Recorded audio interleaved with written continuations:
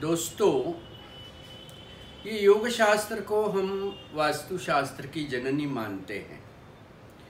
योग शास्त्र की एक चतुसूत्री इस प्रकार है कि श्वास, प्राण, स्वर और सिद्धि।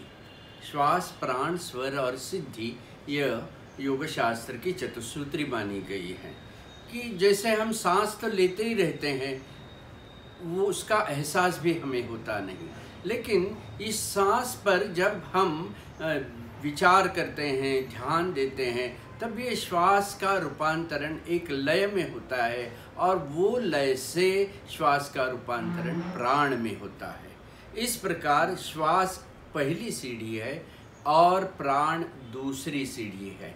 प्राण के बाद जब हम प्राणायाम करते रहते हैं, श्वास की तरफ ध्यान देते रहते हैं, वैसे धीरे धीरे धीरे प्राण से स्वर की उत्पत्ति होती है और जहाँ स्वर है वहाँ ईश्वर है। इस प्रकार योग शास्त्र की चतुसूत्री है।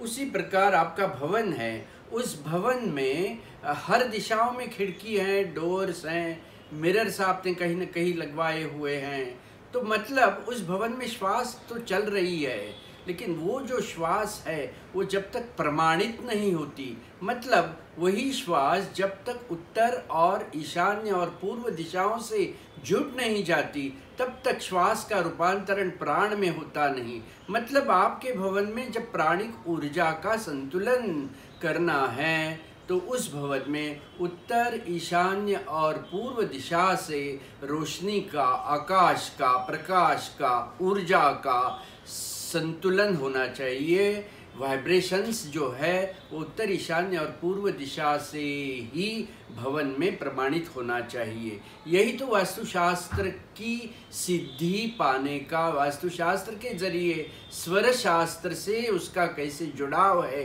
ये समझने का एक जरिया है। स्वर शास्त्र में ऐसे कहा गया है कि उत्तर, ईशान्य और पूर्व दिशाओं पर चंद्रमा ने ईडा नाड़ी का प्रभाव है, अमल है, सत्ता है, और जिस भवन में चंद्र नाड़ी का मतलब उत्तर, ईशान्य, पूर्व दिशाओं से चलने वाले प्रवाहों का प्रभाव रहता है, उस भवन में स्थैर्य, क्षेम, आयु और मांगल्य जैसी पंचपरमेष्टि की प्राप्ति होती है। और यही सूत्र वास्तुशास्त्र में भी दिखाई देता है। इसीलिए योग शास्त्र को वास्तुशास्त्र की जननी माना जाता है।